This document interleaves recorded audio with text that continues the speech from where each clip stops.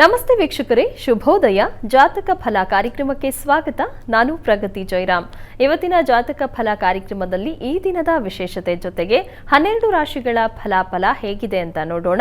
ಹಾಗೆ ನೀವು ಕಳುಹಿಸಿರುವಂತಹ ಸಂದೇಶಗಳತ್ತ ಸಹ ಗಮನ ಹರಿಸಲಾಗುತ್ತೆ. ಮೊದಲಿಗೆ ಪ್ರಾಜ್ಞರಾದ ಶ್ರೀಕಂಠ ಶಾಸ್ತ್ರಿ ಅವರನ್ನ ಕಾರ್ಯಕ್ರಮಕ್ಕೆ ಸ್ವಾಗತಿಸೋಣ. ಶಾಸ್ತ್ರಿಗಳೇ ನಮಸ್ಕಾರ, ಕಾರ್ಯಕ್ರಮಕ್ಕೆ ಸ್ವಾಗತ. ನಮಸ್ಕಾರಗಳು. ಶಾಸ್ತ್ರಿಗಳೇ, ಮೊದಲಿಗೆ ಈ ದಿನದ ವಿಶೇಷತೆ ಬಗ್ಗೆ ತಿಳಿಸ್ಕೊಡಿ. ಶ್ರೀ ಗುರುಭ್ಯೋ ನಮಃ. ಹರಿ ಓಂ.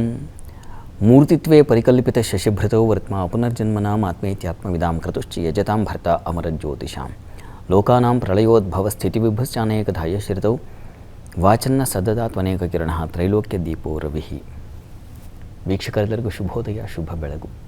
ಈ ದಿನದ ಸಂದೇಶವನ್ನು ಪರಿಶೀಲಿಸುವ ಪೂರ್ವದಲ್ಲಿ ಹೊತ್ತಿನ ಪಂಚಾಂಗವನ್ನು ಗಮನಿಸಿಕೊಳ್ಳೋಣ. ಶ್ರೀ ಶೋಭಕರ ನಾಮ ಸಂವತ್ಸರ, ಉತ್ತರಾಯಣ, ಶಶಿಋತು, ಮಾಘ ಮಾಸ, ಶುಕ್ಲಪಕ್ಷವಾಗಿದೆ. ಈ ದಿವಸ ಶನಿವಾರವಾಗಿರ್ತಕ್ಕಂಥದ್ದು. ಪೌರ್ಣಮಿ ತಿಥಿ, ಮಖ ನಕ್ಷತ್ರ. ಈ ದಿವಸ ಮಾಘ ಪೌರ್ಣಮಿ ತುಂಬ ವಿಶಿಷ್ಟವಾದ ದಿವಸ.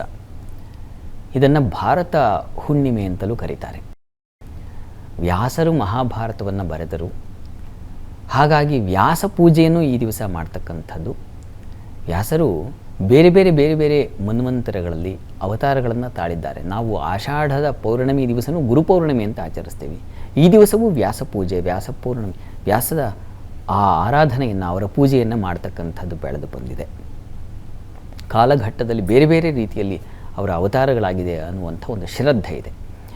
ಮತ್ತು ಬಹಳ ವಿಶೇಷವಾದ ನಮ್ಮ ಕನ್ನಡ ನಾಡಿಗೆ ಅಂತಂದರೆ ಸವದತ್ತಿ ಯಲ್ಲಮ್ಮನ ಜಾತ್ರೆ. ಎಲ್ಲರ ಅಮ್ಮ ಯಲ್ಲಮ್ಮ ಅಂತ. ಅಲ್ಲಿ ಬಹಳ ವಿಶಿಷ್ಟವಾದ ಶಕ್ತಿ, ಅದೊಂದು ರೀತಿಯ ಜಾಗೃತ ಸನ್ನಿಧಾನ ಅಂತ ಕರೀತಾರೆ. ಅಲ್ಲಿನ ಭಕ್ತರು ಕೇವಲ ಕರ್ನಾಟಕದವರು ಅಷ್ಟೇ ಅಲ್ಲ, ಮಹಾರಾಷ್ಟ್ರ, ಗೋವಾ, ಆಂಧ್ರ ಎಲ್ಲ ಸುತ್ತಮುತ್ತಲಿನ ಪ್ರದೇಶದಿಂದ ಎಲ್ಲ ಭಕ್ತರು ಬರ್ತಾರೆ. ಆ ಭಕ್ತ ಸಾಗರವನ್ನು ನೋಡುವುದಿದೆಯಲ್ಲ, ಅದೇ ಒಂದು ಧನ್ಯತೆ. ಹಾಗೆ ಆ ತಾಯಿಯ ಸನ್ನಿಧಾನದಲ್ಲಿ ಈ ದಿವಸ ವಿಶೇಷ ರಥೋತ್ಸವ ನೆರವೇರುತ್ತೆ. ಅದನ್ನು ಕಣ್ತುಂಬಿಕೊಳ್ಳುವವರೇ ಧನ್ಯರು, ಅವರೇ ಪುಣ್ಯವಂತರು. ಸ್ಮರಣೆಯನ್ನಾದರೂ ಮಾಡಬೇಕು. ಯಲ್ಲಮ್ಮ ನಮ್ಮೆಲ್ಲರ ಕಷ್ಟವನ್ನು ಪರಿಹರಿಸ್ತಕ್ಕಂಥ ತಾಯಿ. ಕಷ್ಟ ಅಂತಂದರೆ ಆ ಕಷ್ಟಕ್ಕೆ ತಾಯಿಯ ಹಾಗೆ.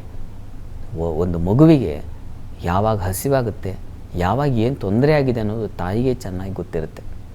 ಹಾಗಾಗಿ ಅಂಥ ಕಷ್ಟ, ನೋವು, ವ್ಯಥೆಯಿಂದ ನೀವೇನಾದರೂ ಯಲ್ಲಮ್ಮನ ದರ್ಶನ ಮಾಡಿದ್ರೆ ಯಲ್ಲಮ್ಮ ಹರಸಿಬಿಡ್ತಾಳೆ, ಯಲ್ಲಮ್ಮ ಅಪ್ಪಿಕೊಳ್ತಾಳೆ, ಹಾಗೆ ಸಂತೈಸ್ತಾಳೆ, ಮಗುವಿನ ಹಾಗೆ ಸಂತೈಸ್ತಾಳೆ ಅಂತ ಪರಮಶ್ರದ್ಧೆ, ನಂಬಿಕೆ ಇದೆ.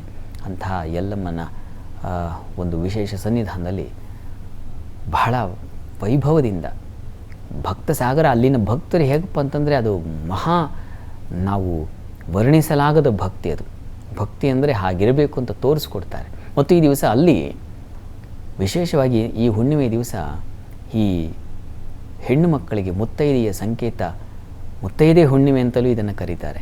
ಸಂಕೇತವಾಗಿರ್ತಕ್ಕಂತಹ ಬಳೆ, ಬಿಚ್ಚೋಲೆ, ವಸ್ತ್ರ, ಅಂದರೆ ಅವರು ಉಡ್ತಕ್ಕಂತಹ ಸೀರೆ, ಇವುಗಳ ಒಂದು ದಾನದ ಕ್ರಿಯೆ ಕೂಡ ನಡೆಯುತ್ತೆ. ಅದನ್ನು ಕೂಡ ತಾವೆಲ್ಲರಿಗೆ, ಯಾರು ಅಲ್ಲಿಗೆ ಹೋಗೋಕ್ಕಾಗ್ತಿಲ್ಲ ಅಂಥವ್ರು ಈ ದಿವಸ ಮನೆಗೆ ಮುತ್ತೈದೆಯರನ್ನು ಕರೆದು ಅವರಿಗೆ ವಸ್ತ್ರ, ಮಂಗಲ ದ್ರವ್ಯಗಳನ್ನು ದಾನ ಮಾಡೋದರಿಂದ ಯಲ್ಲಮ್ಮನ ಅನುಗ್ರಹ ಆಗುತ್ತೆ ಅಂತಕ್ಕಂಥ ಒಂದು ನಂಬಿಕೆ ಇದೆ. ಹೀಗಾಗಿ ಈ ದಿವಸ ಯಾರಿಗೆ ಯಾವುದು ಶಕ್ತಿ ಇದೆ, ಯಾವುದು ಸಾಧ್ಯವಿದೆ, ಆ ರೀತಿಯಲ್ಲಿ ತಾಯಿಯ ಆರಾಧನೆಯನ್ನು ಮಾಡಿ. ಒಳ್ಳೆಯದಾಗಲಿ.